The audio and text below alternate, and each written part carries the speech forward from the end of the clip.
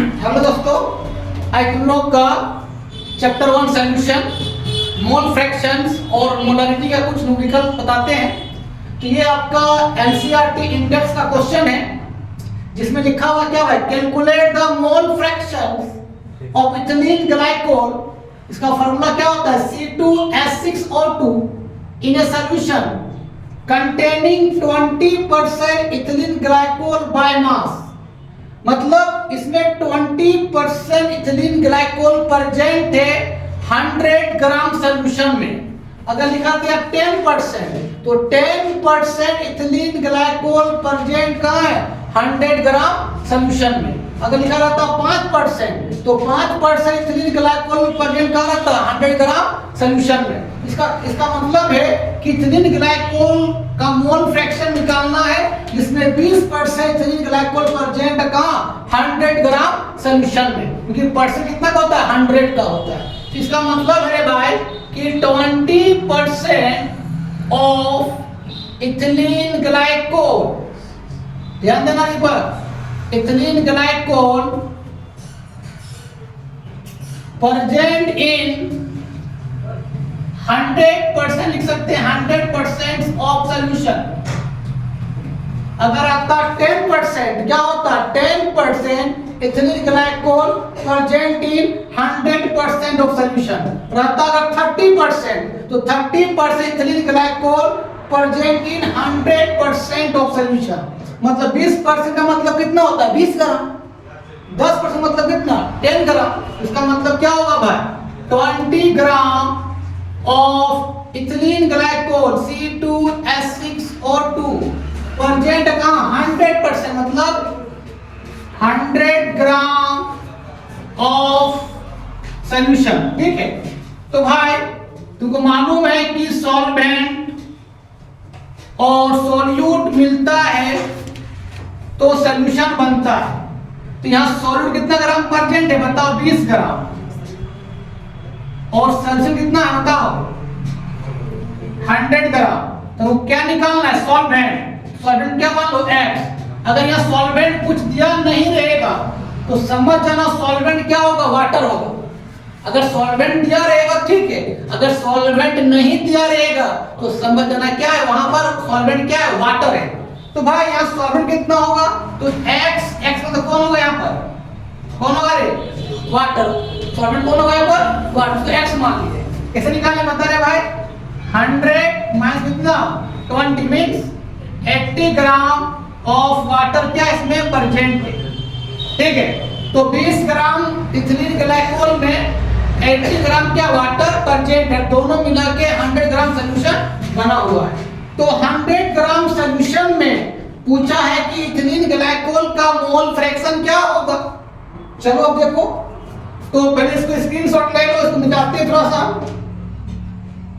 चलो, तो रे भाई एक कंटेनर है, तो इस कंटेनर में क्या होगा रे भाई, इसमें तेरा क्या है, 20 ग्राम ऑफ क्या, इथिलीन ग्लाइकोल C2H6O2। इतना क्या है रे भाई, सोल्यूट है, और सोल्यूट को कुछ मत भी मान लिए हम लोग अपने से। और भाई इसमें जो है इस कंटेनर में क्या है, 80 ग्राम वाटर है। अगर सॉल्वेंट कुछ नहीं दिया रहेगा वो वाटर होगा, और जो भी परसेंट में रहेगा वो हमेशा सॉल्यूट होगा, याद रखना, वो सॉल्वेंट नहीं होगा। चलो, तो 80 ग्राम क्या है, वाटर है। इसको हमने क्या मान लिया, A मान लिया, और ये A और B मिला, आपस में क्या बना रे भाई, सॉल्यूशन। तो बोला है कि इस 100 ग्राम सॉल्यूशन में इथिलीन ग्लाइकोल का मोल फ्रैक्शन क्या होगा। तो हम बताए थे कि सॉल्यूशन में जिसका भी मोल फ्रैक्शन निकालते हैं उसका नंबर ऑफ मोल ऊपर by total number of moles present in the solution. ठीक है, तो भाई हमको किसका निकालना है, इथिलीन ग्लाइकोल का मोल फ्रैक्शन निकालना है। तो इसका नंबर ऑफ मोल्स को हमने मान लिया Mb, और वाटर का नंबर ऑफ मोल्स को हमने क्या मान लिया रे भाई, Na। किसका निकालना है, इथिलीन ग्लाइकोल का। तो मोल फ्रैक्शंस ऑफ B मतलब क्या, इथिलीन ग्लाइकोल, जिसका मोल फ्रैक्शन निकालेंगे उसका नंबर ऑफ मोल्स ऊपर बाय सॉल्यूशन में जो जो कंपोनेंट प्रेजेंट है उसका नंबर ऑफ मोल्स का क्या सम। तो कौन कौन है Na प्लस Nb, क्या लिखोगे Na प्लस Nb। अब नंबर ऑफ मोल्स को भी कैसे निकालोगे given mass by molecular mass. तो Nb क्या है number of moles of ethylene glycol. तो गिवन मास तो क्या होगा गिवन मास बाय क्या मॉलिक्यूलर मास किसका इथिलीन ग्लाइकोल का। तो गिवन मास कितना ग्राम दिया हुआ है 20 ग्राम। अब इथिलीन ग्लाइकोल का फार्मूला क्या होता है C2 क्या दिया हुआ है H6O2। इसका मॉलिक्यूलर मास निकाल लो। एक कार्बन का मास कितना होता है तुमको मालूम है कि एक कार्बन का एटॉमिक नंबर 6 मास नंबर 12 और एक हाइड्रोजन का एटॉमिक नंबर 1 मास नंबर 1 होता है और ऑक्सीजन का एक ऑक्सीजन का एटॉमिक नंबर 8 और मास कितना होता है भाई 16। तो जब जोड़ दो कितना कार्बन 2 कार्बन कितना हो जाएगा 24 प्लस 6 हाइड्रोजन एक का 1 तो 6 का 6 प्लस एक ऑक्सीजन का 16 तो कितना हो जाएगा रे 32। कितना तुमने बता दो जो 62।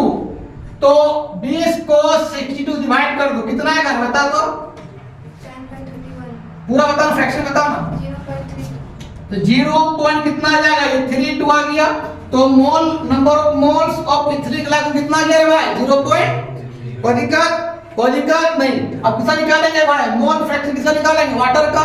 तो निकाल लो सॉरी मोल फ्रैक्शन नहीं नंबर ऑफ मोल किसका निकालेंगे वाटर का। तो नंबर ऑफ मोल्स ऑफ ए कैसे निकाल बता रहे भाई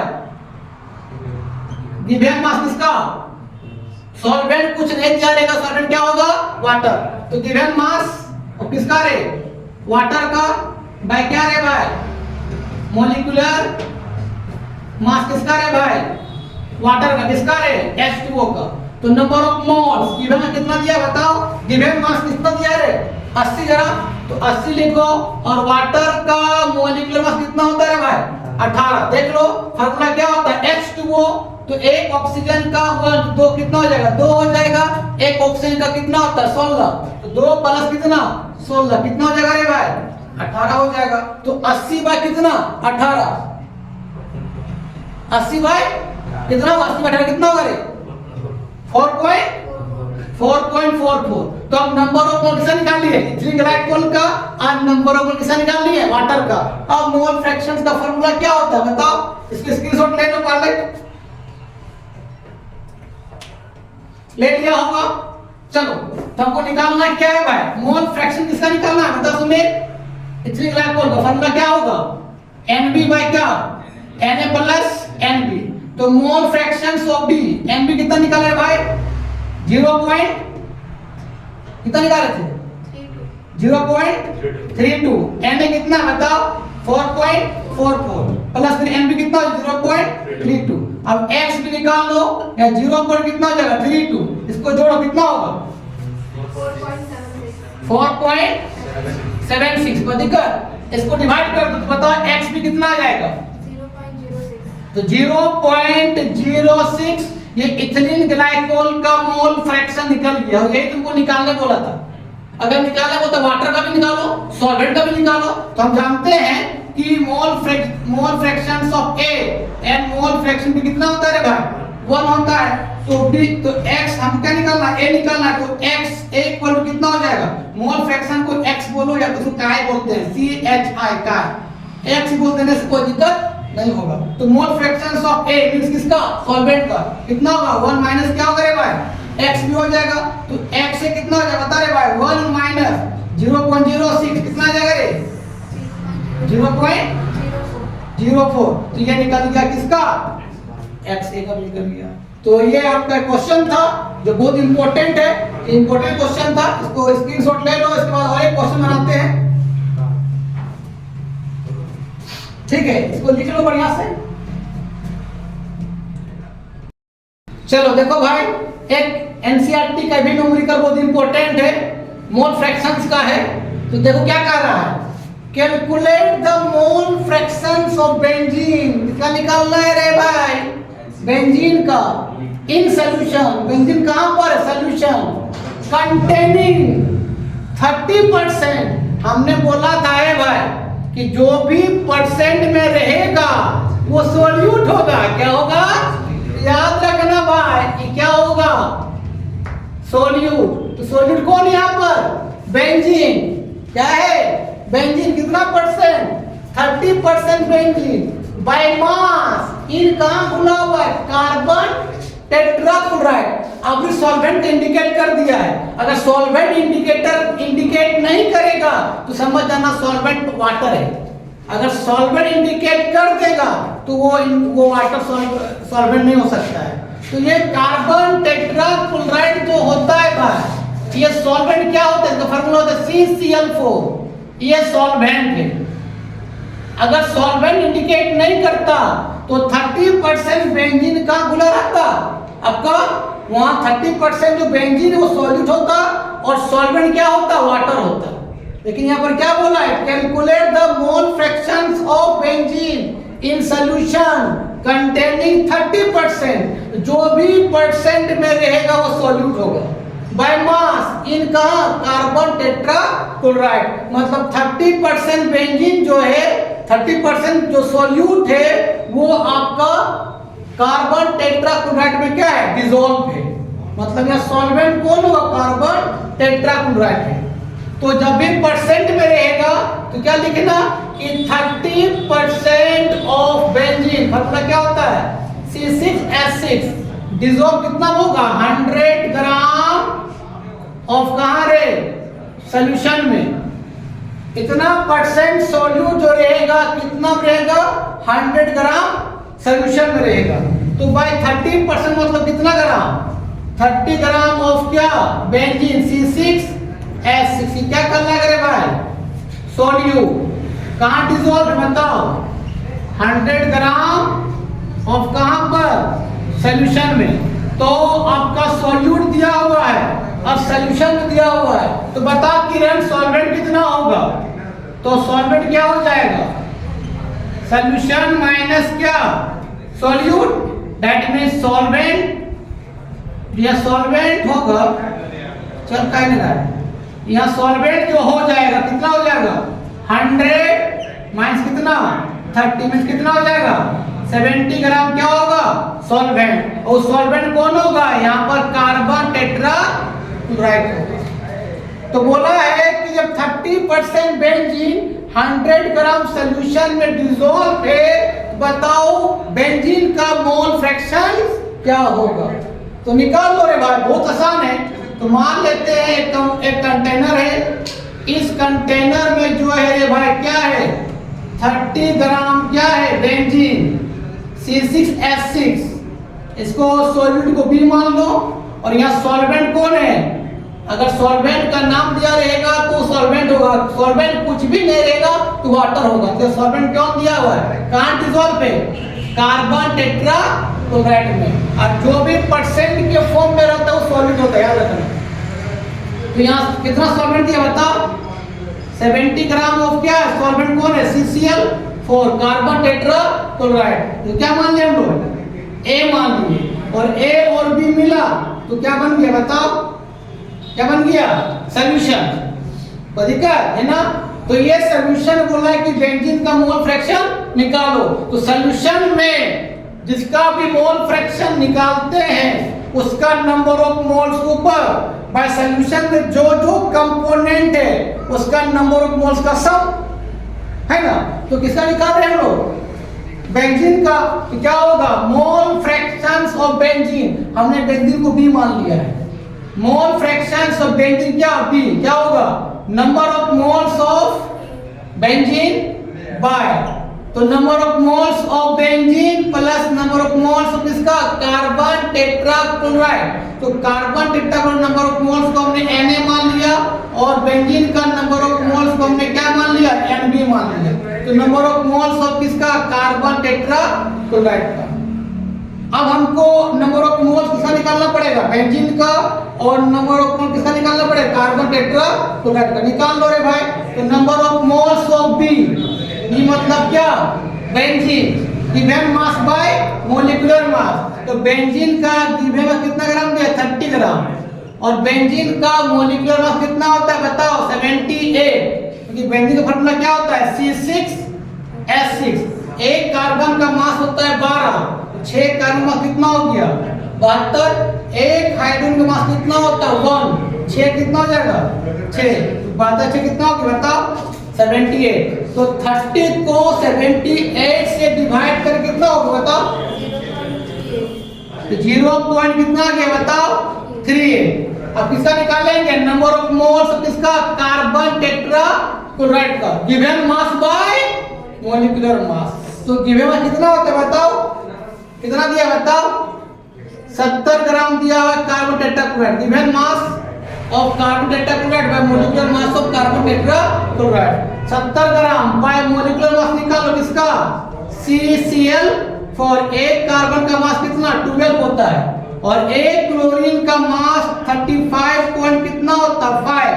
तो 4 क्लोरीन है, क्या करेंगे रे भाई 4 से क्या करेंगे हम लोग मल्टीप्लाई कर देंगे। तो कितना हो जाएगा बता तो 12 प्लस कितना हो जाएगा मल्टीप्लाई करने पर 154 कितना होगा टोटल 150। नहीं 35.5 into 4 कितना होगा 35.5 into 4 35.5 into 4 142। इसको जोड़ो कितना होगा 154। कोई दिक्कत तो 70 पर कितना लिखेंगे मोलिकुलर कितना निकल गया 154 है ना। ग्राम क्या होता है ग्राम पर मोल, मोलिकुलर मास क्या होता है ग्राम पर मोल। तो ग्राम ग्राम कट जाएगा, ग्राम पर क्या होता है मोल होता है, तो ग्राम ग्राम तो कट जाएगा। कितना है ये बताओ कितना आ जाएगा 70 बाय 154 कितना है बताओ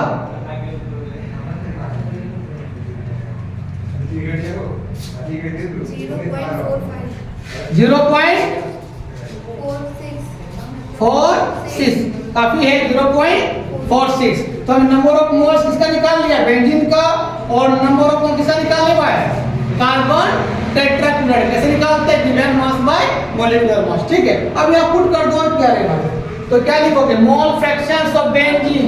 Nb का वैल्यू कितना निकला बताओ Nb वैल्यू कितना निकला रे 0.38 प्लस 0.38 प्लस कितना 0.46। पहले लिखो मोल फ्रैक्शंस ऑफ बेंजीन 0.38 इसको जोड़ दो रे भाई बताओ 0.38 प्लस 0.46 कितना आएगा 0.82। अब 84 अब इसको डिवाइड कर दो बता कितना आएगा तो मोल फ्रैक्शन भी कितना आएगा बताओ 0.45 बेंजीन का मोल फ्रैक्शन निकल गया। पूछता कि बताओ कार्बन टेट्राक्लोराइड का मोल फ्रैक्शन क्या होगा। हम जानते हैं कि mole fractions of A and mole fraction of B will be कितना होता है 1 होता है। तो B कितना निकल गया तो हमको A निकालना है तो कितना कर दोगे 1 माइनस XB। तो मोल फ्रैक्शन किसका कार्बन टेट्राक्लोराइड इसी को A माने थे तो 1 माइनस कितना 0.45 कितना होगा बता